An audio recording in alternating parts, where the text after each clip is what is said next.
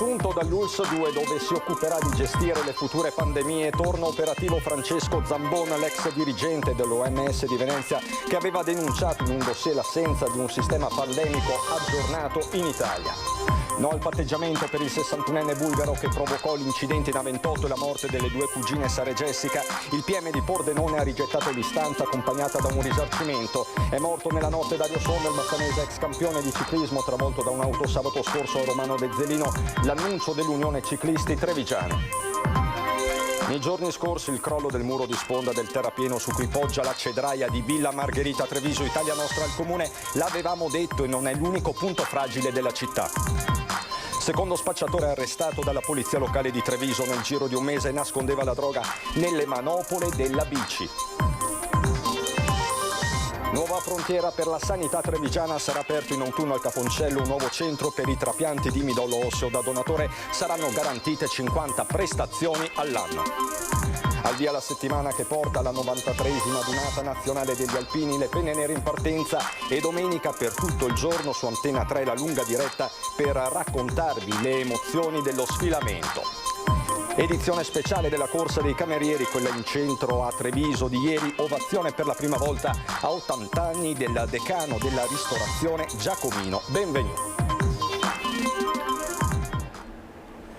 Bentrovati, buonasera telespettatrici, telespettatori di Antenna 3. In primo piano per questa edizione trevigiana tanti i temi, dalla cronaca alla politica, ma prima il sondaggio del lunedì di Ring. La domanda, come sempre, è molto netta, molto diretta: guerra in Ucraina, giusto inviare le armi? È il tema di questi giorni, è il tema di queste ore. Se sì, 0422 1626 691, se no il numero è quello in rosso, 0422 1626 690. Sullo sfondo del resto ci sono le dichiarazioni del ministro agli esteri russo Lavrov: l'Italia in prima linea tra coloro che non solo adottano sanzioni antirusse ma anche tutte le iniziative in questo senso. Purtroppo l'inizio è stata una sorpresa, dichiarazioni molto forti quelle di Lavrov, mentre c'è un'escalation in corso, bombe su Azovstal, incendio quindi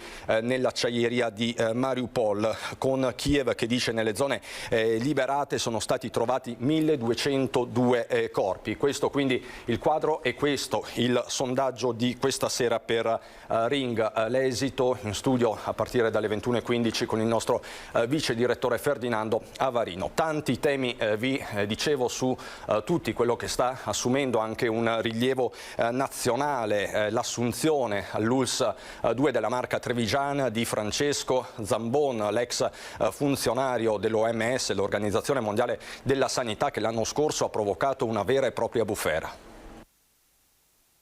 Preferisce non commentare il nuovo incarico di cui ormai parla tutta Italia il diretto interessato Francesco Zambon, medico e ricercatore trevigiano, originario di Vittorio Veneto, l'ex funzionario che circa un anno fa si dimise dalla sede veneziana dell'Organizzazione Mondiale della Sanità, denunciando poca trasparenza nella gestione della prima fase pandemica a livello nazionale, dimissioni che crearono un vero e proprio tsunami. Prima aspetto di prendere servizio per correttezza nei confronti dell'ULSS 2, dice cortesemente proprio quella ULSS 2 che lo ha selezionato fra diversi candidati e che ora si dice orgogliosa del nuovo ingresso. Il dottor Zambon ha fatto un concorso pubblico, un concorso a tempo determinato, fatto qui a Treviso. C'erano anche altri concorrenti, lui chiaramente ha un curriculum di tutto rispetto e conta molto il curriculum, e poi ha fatto una prova brillante. È contento di averlo in squadra? Sono felicissimo, sono anche felice che lui abbia scelto Treviso. Zambon presto entrerà in servizio, andando ad affiancare il direttore sanitario Stefano Formentini nella gestione degli interventi di epidemiologia. Come sapete, la Regione Veneto ha prodotto il nuovo piano epidemico 2021-2023. Il dottor Zambon sarà, insieme al dottor Formentini, il regista di questo nuovo piano pandemico che sarà predisposto, e credo sarà ottimale vista la professionalità del dottor Zambon. Qualcuno già l'ha definita una rivincita, quella del medico e ricercatore trevigiano, tra i funzionari che scrissero un dossier molto critico sulla gestione della prima ondata Covid da parte dell'esecutivo, rapporto che l'OMS stessa censurò. In quel documento il Veneto veniva invece portato esempio per la sua capacità di fare sistema, una vicenda umana e professionale che portò un'ondata di solidarietà. Nel giugno 2021 addirittura un sit-in in campo San Geremia a Venezia. Lui stesso, intervistato da Ferdinando Avarino, sapeva benissimo che il suo nome in vista di nuovi incarichi avrebbe potuto dare fastidio. Diciamo che il mio nome può fare una certa paura perché viene associato a trasparenza e la trasparenza non è una cosa sempre gradita. Ma di un acquisto importante parla invece il governatore del Veneto Luca Zaia, e questo sia per la sanità veneta che trevigiana in particolare, quest'ultima in attesa del nuovo ospedale. Dal punto di vista strutturale viene confermato a settembre, dal punto di vista delle tecnologie, soprattutto le tecnologie riguardanti ovviamente le grandi macchine, TAC, risonanze, CyberKnife eccetera, avremo un tempo un po' più lungo, andremo verso fine anno per il problema appunto legato al recupero delle materie prime. Carenza quindi delle materie prime che incide anche sul cronoprogramma per il nuovo nosocomio trevigiano, e questa mattina a Treviso per parlare soprattutto di sanità c'era il governatore del Veneto Luca Zaia, che ha annunciato un importante progetto.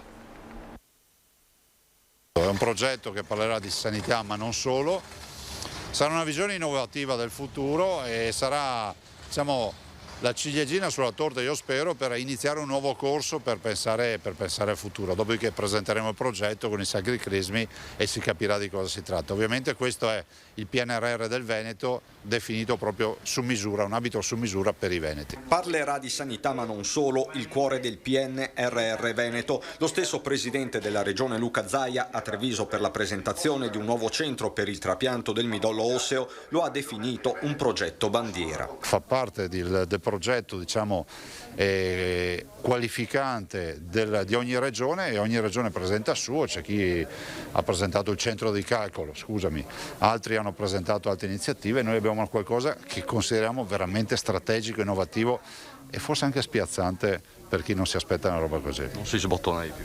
Assolutamente no, perché merita una presentazione fatta bene. L'annuncio arriva dopo giorni infuocati sul tema della sanità pubblica territoriale, carenza di medici innanzitutto, dovuta anche a stipendi troppo bassi. Su questo Zaia vuole fare chiarezza con la premessa che il contratto è nazionale e che va rivisto al rialzo. La verità è che se tu confronti i 2.000 euro in più della Calabria rispetto ai 2.000 euro in meno del Veneto, dovresti anche dire che in Calabria, piuttosto che in altre regioni, si pagano le addizionali IRPEF, per cui in quello stipendio del medico se sono almeno 1.000-1.500 euro di addizionale IRPEF da togliere, che in Veneto non si tolgono. Questione sanitaria che resta in tutta la sua complessità, anche perché la pandemia non è finita. Finite semmai, seppure in parte, sono le restrizioni, Green Pass e mascherine, e qui Zaia mantiene la linea degli ultimi 2 anni. Non è vietato fare il bagno in mare, ma a gennaio non ci vai perché ti prendi una polmonite. Anche qui non è obbligatorio portare la mascherina in moltissime occasioni, ma se vedi che c'è un assembramento e che pensi che ci possa essere un minimo di rischio, ti metti la mascherina. Appello al buonsenso quindi, con tanto di avvertenza. Rispettiamo la posizione di ognuno, ma che adesso non parti la battaglia di quelli che non portano la mascherina contro quelli che la portano, o di quelli che la portano che non la portano, perché non abbiamo bisogno ancora dei conflitti sociali. Questo ve lo voglio sottolineare, perché comincio a vedere anche in rete che c'è la caccia a chi porta la mascherina o la caccia a chi non la porta, e non lo trovo corretto. Cioè, la nostra libertà finisce dove inizia quella del nostro vicino, punto, e viceversa. Prudenza o che altro, sono tanti i trevigiani che continuano a portare la mascherina. Mascherine addio, o forse no. Da ieri in vigore l'ordinanza del ministro Speranza che prevede l'obbligo di protezioni solo nei mezzi di trasporto, cinema e teatri, ospedali ed RSA. Non più necessari invece in negozi, bar e ristoranti. Eppure in questi primi 2 giorni sono ancora molte le persone che decidono di indossare le mascherine sia all'interno delle attività commerciali sia per strada. Mi sembra che forse bisognerebbe avere ancora un pochino di attenzione. Tutto lì. Poi senti ancora molti casi. Io gravito fra il Veneto e il Friuli e tutti i giorni veniamo informati comunque di avere ancora un po' di precauzione. Come ho una certa età ormai, perciò mi tengo Al sicuro da me stessa. Ma è diventata un'abitudine.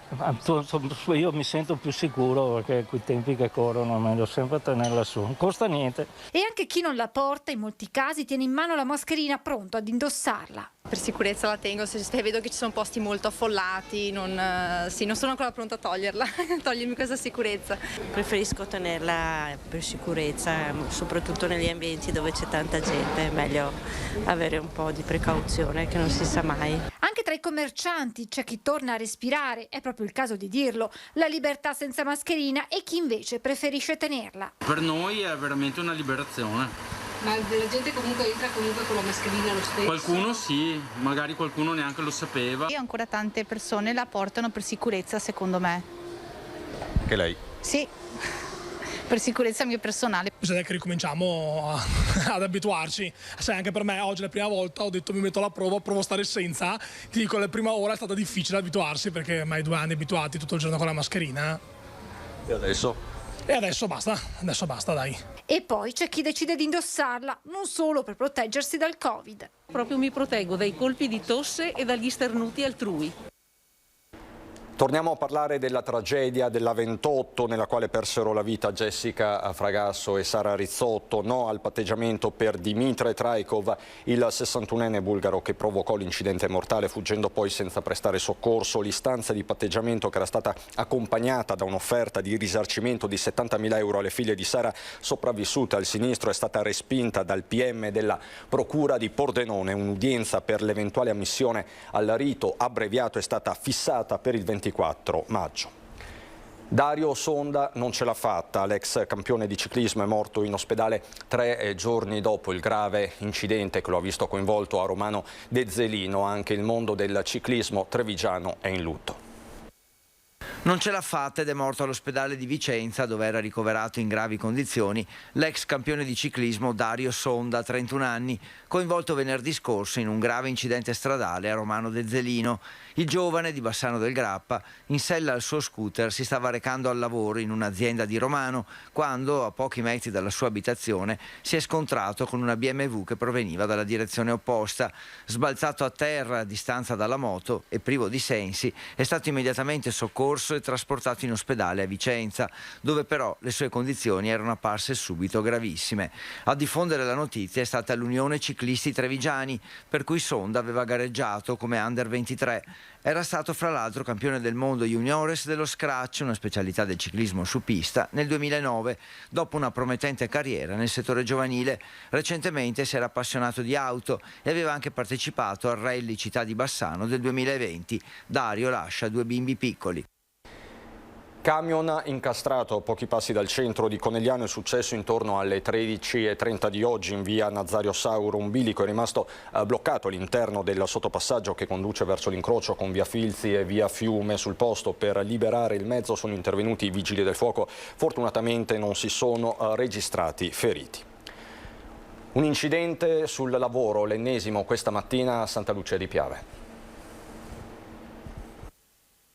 Infortunio sul lavoro questa mattina intorno alle 11 nella ditta Barazza Santa Lucia di Piave. Un operaio di 53 anni è rimasto ferito alla mano, che sarebbe rimasta schiacciata sotto una pressa. Sono stati i colleghi a dare immediatamente l'allarme. Sul posto sono subito arrivati i sanitari del SUEM con ambulanza, automedica ed elicottero. L'uomo è stato soccorso e teletrasportato all'ospedale di Treviso. Le sue condizioni non sono considerate gravi. A Santa Lucia di Piave sono arrivati anche gli ispettori dello Spisal per ricostruire l'esatta dinamica dell'incidente. Sabato altro infortunio sul lavoro, stavolta a Nervesa della Battaglia, dove un operaio senegalese di 61 anni era stato investito da un muletto che gli aveva procurato una lesione alla gamba, costringendo i medici alla parziale amputazione del piede. A Treviso ora, dove crolla un muro a Villa Margherite, si riaccende la polemica fra Italia Nostra e il Comune.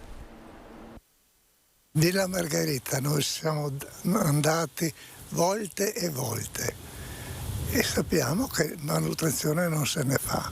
Come al solito non usa mezzi termini il volto di Italia Nostra a Treviso. Noi l'avevamo detto, sottolinea Alberto Zandigiacomi, anzi questo crollo l'avevamo già da tempo testimoniato con queste foto che evidentemente qualcuno non ha visto. Nello specifico il manufatto in questione è il muro di sponda del terrapieno su cui si posa la cedraia di Villa Margherita, che è malamente ceduto sul letto dell'Imbraga, il cui corso, non certo impetuoso, è solo in parte responsabile del cedimento. Una decina di metri di muro doppio a cui va ad aggiungersi lo speciale telo di rinforzo che si è strappato. Niente di tragico, commenta Zandigiacomi, ma l'ennesimo segnale di una Treviso che andrebbe maggiormente salvaguardata. Noi abbiamo da sempre detto che ci sono tante cose di Treviso che devono essere mantenute e che la manutenzione costa meno del rifacimento. Basta pensare alle mura che sono in fase continuo di degrado. Oltre a questo c'è tutto il corso del Sile che ha bisogno di una manutenzione. Con la cedraia sono solo 3 esempi di una lunga lista di interventi da fare. Cosa chiedete al Comune, anzi all'assessore Zampese? Che faccia un giro con noi se vuole, che prenda carta e penna, si segni tutte le cose che si possono salvare immediatamente e con pochi soldi. E se non viene Zampese chiamiamo direttamente il sindaco? Insomma, Zampese è l'assessore che deve seguire queste cose. Il sindaco ha troppe cose da fare. Sabato, dopo il lavoro, si è fermato al bar per bere qualcosa e lì è stato avvicinato da una sua conoscente, una donna di origini romene, che l'ha salutato con eccessiva familiarità, abbracciandolo e rimanendo a parlare per alcuni minuti. Quando l'uomo, un artigiano cinquantenne, stava per andare a casa, si è accorto di non avere più con sé il portafoglio che teneva nel taschino della camicia. L'episodio nella zona di Montebelluna. Immediatamente il pensiero è andato alla donna che aveva incontrato poco prima. Sul posto sono intervenuti i carabinieri che, attraverso i filmati delle telecamere di videosorveglianza, hanno visto la donna gettare via il portafoglio nei pressi dell'auto dell'artigiano, così da depistare le indagini. Perquisita, è stata trovata in possesso di circa 1.000 euro, esattamente la cifra e i tagli di banconote descritti dall'uomo. La tecnica quindi è quella dell'abbraccio, più volte denunciata. Ad Altivole invece la scorsa notte, in una ditta dentistica dalla quale è stata asportata attrezzatura elettronica e materiale in acciaio, sono in corso le indagini dei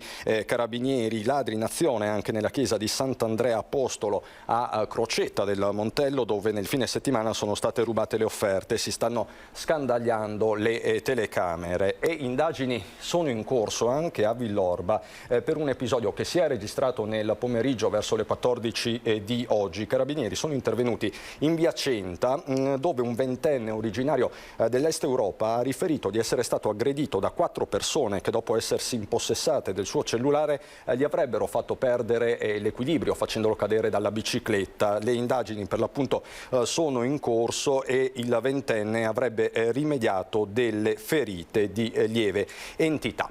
A Treviso città adesso per raccontarvi di un secondo spacciatore arrestato nel giro di un mese dalla polizia locale. Il nucleo di polizia giudiziaria è così riuscito ad arrestare un 40enne nigeriano che gli agenti in Borghese hanno visto cedere una dose di stupefacente a un 38enne trevigiano. Lo scambio è avvenuto venerdì pomeriggio tra via Terraglio e strada del Mozzato. Su sollecitazione dei residenti, accortisi delle presenze sospette in zona, i vigili stavano monitorando l'area quando proprio sotto i loro occhi è avvenuta la consegna della cocaina. Il pusher, che ha già una condanna per spaccio e una denuncia per contraffazione del permesso di soggiorno, ha cercato di dileguarsi in bicicletta, venendo però bloccato e arrestato. Durante la perquisizione il cane Luca ha permesso di rinvenire nel manopole della bicicletta le altre dosi che il 40enne aveva pronte da smerciare. Per la polizia locale, coordinata dal comandante Andrea Gallo, è il secondo arresto per droga nel giro di un mese, sempre in zona Terraglio, e i controlli si intensificheranno, visto che dal Ministero degli Interni è arrivato al comando trevigiano lo stanziamento di 1.000 ore di straordinario da utilizzare proprio nella lotta allo spaccio. Si è spento nel giorno dei lavoratori Graziano De Biasi, volto storico del socialismo trevigiano. 77 anni, stava superando un ictus che l'aveva colpito qualche mese fa e per questo si trovava al Menegazzi di San Giuseppe. Probabilmente un malore l'ha colpito nel sonno e nulla hanno potuto fare i sanitari della casa di riposo se non constatarne la morte la mattina del 1° maggio. A Graziano De Biasi va legata un'ampia pagina della storia politica trevigiana prima e dopo Tangentopoli. Sotto l'insegna del Garofano Rosso è stato prima consigliere provinciale per poi ricoprire la carica di vicepresidente dell'ente nell'allora sede di Via Battisti. Negli ultimi anni è stato anche vice sindaco di Breda di Piave e proprio nella parrocchiale del paese si terranno i funerali fissati giovedì prossimo alle 10:30. Ritorniamo a parlare di sanità, ritorniamo all'appuntamento di questa mattina al Cafoncello dove è stato presentato un nuovo servizio molto importante per tanti pazienti. La novità è che saremo in grado di dare al paziente trevigiano o bellunese che si ammala di una grave malattia del sangue, di dare nella sua interezza la completa strategia terapeutica. E in questa nuova strategia rientrerà il trapianto allogenico di midollo osseo, in parole più semplici il trapianto da donatore familiare o non familiare che da anni rappresenta la procedura di elezione per il trattamento di numerose malattie oncoematologiche, leucemia acute in primis. Questa è la nuova frontiera della sanità trevigiana. I numeri sono circa 40-50 trapianti di tipo allogenico anno e quindi questi numeri riguardano pazienti residenti, quindi pazienti che non si muoveranno più all'interno della regione o al di fuori della regione per avere garantita questa terapia che è un LEA. Il nuovo servizio che partirà in autunno sarà affidato alla dottoressa Marta Stanzani, specialista in ematologia all'Università di Bologna, mentre a monitorarne lo sviluppo iniziale sarà il professor Damiano Rondelli, tra i maggiori esperti internazionali e responsabile del centro trapianti dell'Università dell'Illinois negli Stati Uniti. Proprio Rondelli si è soffermato non solo sulla complessità di tali interventi, ma anche sui costi che in America sono totalmente a carico dei privati e delle loro assicurazioni. Stiamo parlando di un trapianto allogenico di costi tra i 300 e i 500 mila dollari e quindi è una delle procedure più costose che un ospedale può fornire ai malati, in assoluto. Io come italiano che vivo negli Stati Uniti ammiro e apprezzo e credo sia un valore spesso sottovalutato dagli italiani perché lo danno per scontato, ma è un grande valore che l'ospedale può dare ai cittadini, alla popolazione, ai malati e soprattutto alle loro famiglie. Pubblicità fra poco.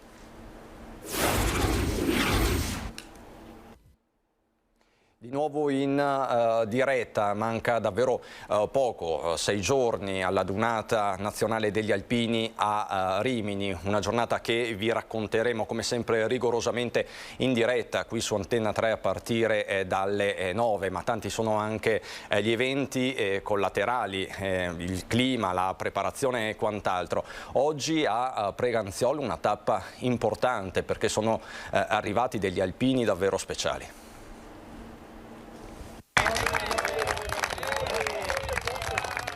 È tutto nato per caso dalla richiesta da parte degli alpini di Venzone di poter essere ospitati nella trasferta che fanno fino a Rimini in bicicletta. Abbiamo colto l'occasione e li abbiamo ospitati molto volentieri e poi anche per la commemorazione a Manlio Feruglio perché è la loro caserma intitolata a Manlio Feruglio, la nostra sede è intitolata a Manlio Feruglio e a Preganziolo abbiamo la casa natale di Manlio Feruglio. Alpini in armi verso Rimini. Soldati dell'8° reggimento della Giulia, di stanza a Venzone, sono arrivati oggi a Preganziol dove hanno partecipato alla cerimonia in ricordo del capitano Manlio Feruglio, eroe alpino della Prima Guerra Mondiale a cui sono intitolate la caserma friulana e la sede degli alpini nella sua città natale. È proprio dal comandante dell'8° reggimento il senso di questa iniziativa che lega gli alpini in armi con quelli in congedo. Riesplorare e riportare alle memorie le nostre medaglie d'oro. Ora, al capitano Manlio Feruglio è intitolata la caserma di Venzone, quindi commemoriamo il giorno in realtà. Però ci sono molti altri esempi, come ha citato il signor Sindaco, che delle volte non vengono ricordati.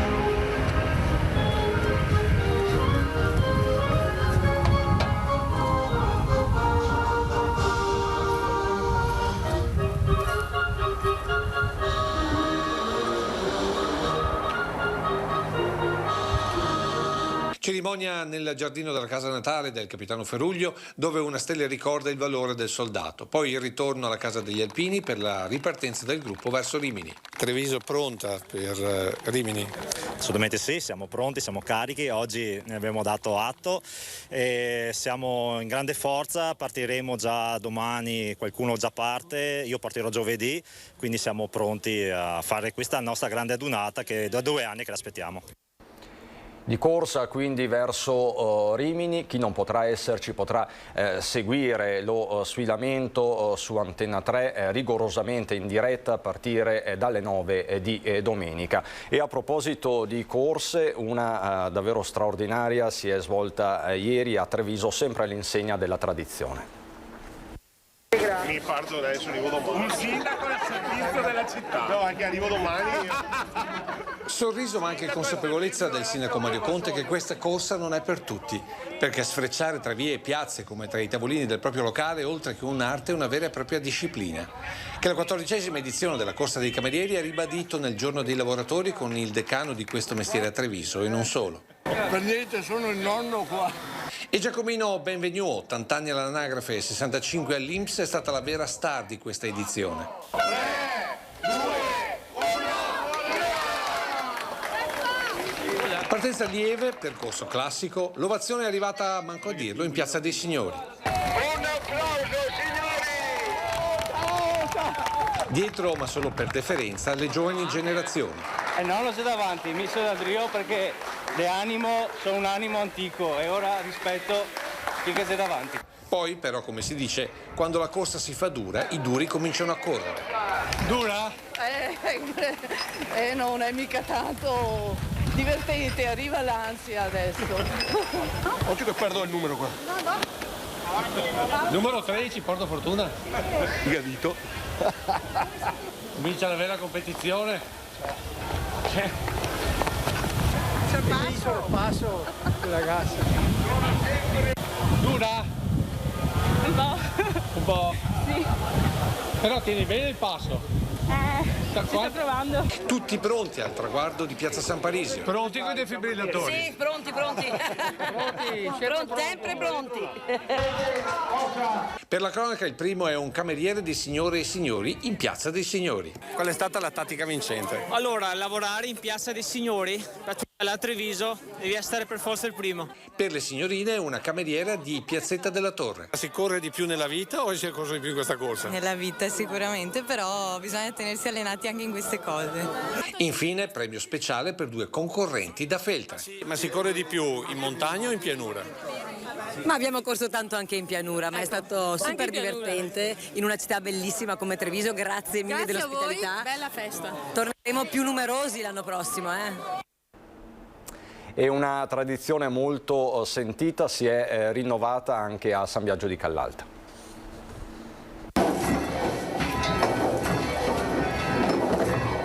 Sono tornati a faticare i campanari della chiesetta di San Martino. Sono tornati col sorriso di chi richiama la gente del proprio colmello alla messa della domenica in un giorno davvero speciale per questa comunità. Perché qui sono 3 i santi chiamati in causa. San Biagio, primo titolare di questo comune lungo la Trevigiana Callalta, rappresentato dal sindaco. San Martino, per la chiesetta pare risalente all'arrivo dei barbari e alla fuga anche da qui verso la palude diventata Venezia. E San Giuseppe Lavoratore, titolare del 1° maggio. E qui da sempre ci si ritrova per far benedire gli attrezzi del mestiere, in quel rapporto con Dio e con la propria coscienza che ogni lavoratore scandisce ogni santo giorno. Ieri intorno alla chiesetta erano carri e cavalli, oggi per lo più automobili, che considerando cosa accade sulle nostre strade, tutti hanno portato qui perché vengano aspersi di acqua santa. La nostra fede cristiana è fatta di segni. Siamo noi cristiani che rischiamo spesso di uccidere i segni, di uccidere la simbologia cristiana. Credo che un momento come questo, così vissuto intensamente, che la gente desidera, nasce dal cuore, nasce dalla fede della gente. Segni che sono le nostre radici, scriveva Ulderico Bernardi nei suoi appunti sulla civiltà contadina veneta. E proprio per questo, come la candelora o l'ulivo benedetto, devono essere difesi dal freddo pragmatismo della logica digitale. È il luogo, il tempo di questa piccola frazione nostra, ma che vuole rappresentare ciò che sa dare la socialità del nostro territorio. Segni di fede ma anche signi laici, perché tra campi e aie non ci può essere festa senza banchetto. Ecco dunque le trippe offerte da mezzo secolo ai viandanti, dalla famiglia che anche con il restauro della chiesetta, qui tra Sile e Piave, è la vera anima di questo rito di comunità. Questa tradizione nasce da Silvano Falopa. Ma perché avete deciso proprio la trippa il 1° di maggio? Ma siamo partiti così, dal 1° di maggio i lavoratori, noi siamo lavoratori. Galà di beneficenza domani sera in teatro a Treviso. Un abbraccio collettivo a quelle associazioni che hanno portato avanti il loro impegno nel mondo sanitario e sociale, malgrado le tante difficoltà incontrate durante la pandemia. È un galà di beneficenza rivolto a ben 9 realtà del territorio, quello ideato e promosso per domani sera alle 20:30 al Teatro Comunale di Treviso da Manuela Pagot, direttrice artistica dell'associazione Danza Insieme. Domani è una serata secondo me molto importante, l'ho intitolato Arte per Amore perché dedichiamo tutte le forme artistiche, dalla danza alla musica e ad altre forme artistiche, proprio in beneficenza di associazioni, di 9 associazioni del territorio che si prodigano sempre per aiutare le persone bisognose, e questo è il senso della serata. Advar, Croce Rossa Italiana, Città della Speranza, Fondazione Zanetti, Fondazione Marchesani, Il Filo di Simo, l'ILT, Rock in Motion, Cooperativa Solidarietà. Sono queste le associazioni a cui andrà il ricavato della serata. Di solito tutte le manifestazioni vengono fatte per un'unica associazione, invece per me sono tutte meritevoli allo stesso modo e secondo me in questo momento abbiamo bisogno proprio di unire tutte le forze per raggiungere il maggior risultato. L'invito a tutte le persone sensibili a questi temi, a tutti gli amanti dell'arte, è quello di partecipare. Domani sera i biglietti sono acquistabili online o direttamente sul posto. Sul palco, insieme alle giovani allieve di Danza Insieme, artisti di primo piano. Aprirà la serata direttamente dalla Scala Beatrice Carbone e Mick Zeni, primo ballerino della Scala, e veramente ringrazio tutti questi artisti che hanno dedicato il loro tempo e la loro arte per sostenere questa mia iniziativa. Andiamo adesso a Belluno.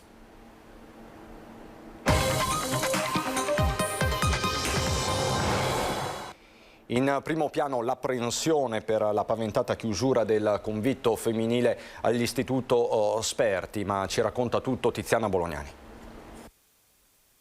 Una lettera firmata dal vescovo Marangoni alle famiglie delle studentesse che usufruiscono del convitto dell'Istituto Sperti. Vi si annuncia la chiusura della struttura che non potrà più fornire neppure il servizio mensa e doposcuola per i bambini che frequentano le elementari e medie nel capoluogo. Un durissimo colpo per le famiglie e per tutta la comunità bellunese. Sulla facciata dell'istituto in via Feltre campeggia uno striscione lasciato dalle famiglie. Lasciateci la nostra seconda casa, si legge.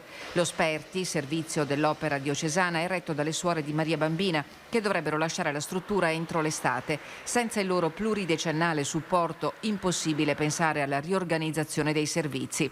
Un problema che fa il paio con quello relativo ai conti. I bilanci dello Sperti non hanno retto al contraccolpo della pandemia, con il lockdown prima e gli interventi di adattamento degli spazi poi. Oggi il convitto ospita 31 studentesse, ma i posti disponibili sono 42, mentre i bambini che utilizzano la mensa e il doposcuola sono circa un'ottantina. La provincia si è subito attivata per studiare possibili soluzioni per il prossimo anno scolastico. Siamo consapevoli dell'importanza dei servizi di ospitalità assicurati dal convitto femminile in questi anni e siamo anche convinti che sia necessario trovare una soluzione entro breve, in modo da garantire alle ragazze provenienti da tutta la provincia e non solo di continuare a usufruire di questi servizi e poter frequentare il percorso di studi scelto. Le idee al vaglio sono due. La prima, da attuare a lungo termine, quella di un convitto d'area non inserito all'interno di una scuola, come già succede all'agrario di Vellai di Feltre, all'alberghiero di Falcade, al Dolomie di Longarone e al polo scolastico di Cortina. La seconda, da realizzare entro poche settimane, è quella di trovare un accordo con l'ufficio scolastico provinciale per aprire il convitto del Dolomie alle studentesse che arrivano da tutta la provincia, a cui, previa attivazione di un servizio di vigilanza, poter garantire sia la mensa che le camerate. Trovare una soluzione è indispensabile per garantire agli studenti e alle loro famiglie una possibilità in più per la formazione dei giovani e di tutte le comunità locali. Parliamo adesso di elezioni comunali a Belluno, perché ci sono movimenti all'interno del centro-sinistra. Sembra ancora unita la coalizione di centro-sinistra che sostiene il candidato sindaco di Belluno, Giuseppe Vignato. In una nota congiunta diffusa nelle ultime ore si legge che non risultano candidature alternative nella coalizione progressista riformista al di fuori di Giuseppe Vignato. Ma i dubbi restano e ad alimentarli oggi è stata, pare involontariamente, Francesca De Biasi, assessore a Palazzo Rosso e candidata nella lista In Movimento. Intervistata durante una tribuna elettorale con Francesco Rasera Berna di Insieme per Belluno e Paolo Gamba di Belluno e di Tutti, alla domanda del giornalista sul candidato sindaco, contrariamente a quanto dichiarato dai colleghi, il primo a sostegno di Lucia Olivotto, il secondo per Oscar De Pellegrin, la De Biasi si è limitata a spiegare la scelta fatta da In Movimento, tracciando l'identikit del candidato sindaco senza mai nominare Giuseppe Vignato. Me ne sono dimenticata, ero convinta di averlo citato, precisa Francesca De Biasi, ma a più di qualcuno la circostanza ha sollevato perplessità, semplice svista o strategia di logoramento. E rimaniamo a Belluno, dove ieri alla Casa delle Arti si è aperta la prima edizione di Io Gioco Festival. L'idea di questo festival nasce come proseguo di una mostra fotografica, un progetto fatto nel 2019 tra Italia e Uganda, dove lavorando con i bambini abbiamo imparato tantissime cose. L'idea del gioco come nutrimento delle anime e del benessere del singolo e delle comunità. Come quelli dei piccini impegnati nelle attività, brillano anche gli occhi della giovane maestra Andrea Caldarte, che vive e lavora tra Belluno e Bologna.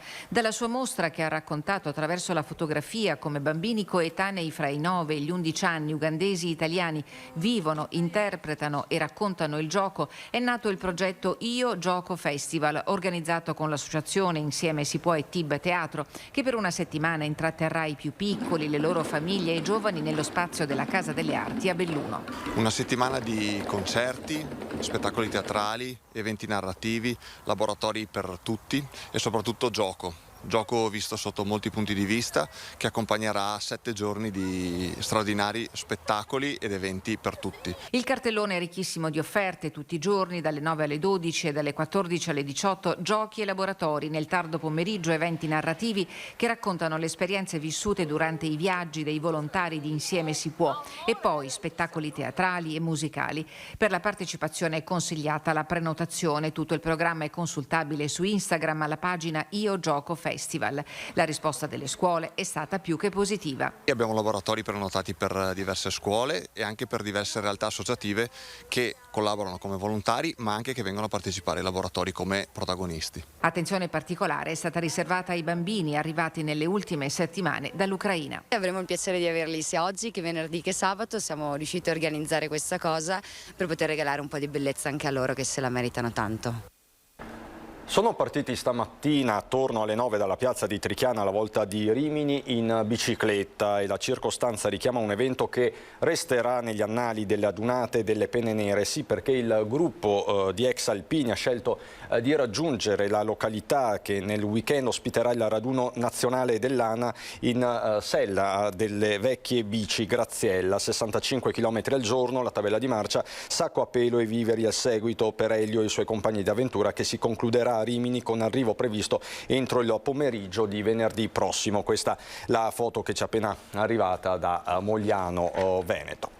In ultimissima battuta vi ricordo gli ospiti di questa sera a Ring, in studio con Ferdinando Avarino. Tanti i temi, ci sarà un intervento del segretario del Partito Democratico Enrico Letta, e ancora Luciano Sandonà della Lega, Luigi Lazzaro, presidente di Lega Ambiente Veneto, Raffaele Speranzona, capogruppo di Fratelli d'Italia in Consiglio regionale, e ancora Ivo Rossi sul Veneto e l'autonomia possibile. Tutto questo stasera a Ring a partire dalle 21:15 in studio con il vice direttore Ferdinando Avarino.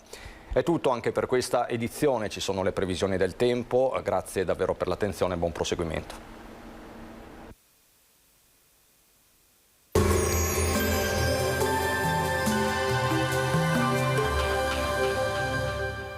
Entra nel mondo Lolato.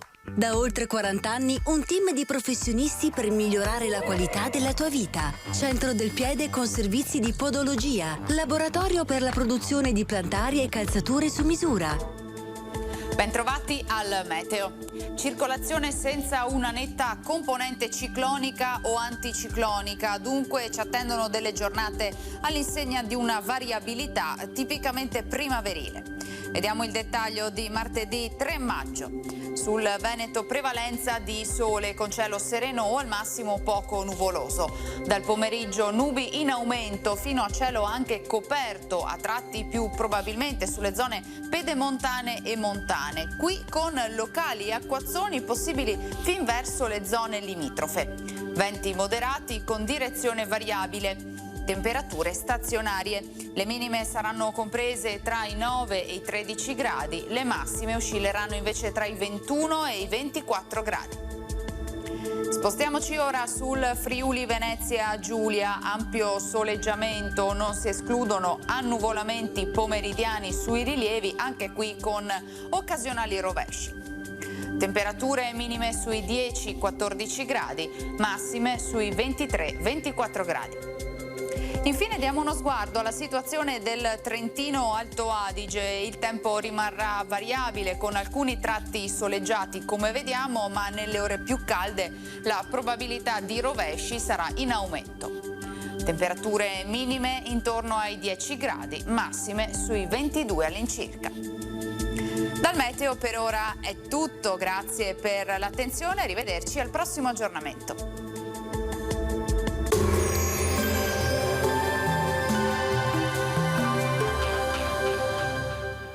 Busti, tutori e protesi di arto personalizzati. Ortopedia e sanitaria Lolato. A Treviso e Montebelluna. Lolato, soluzioni per star bene.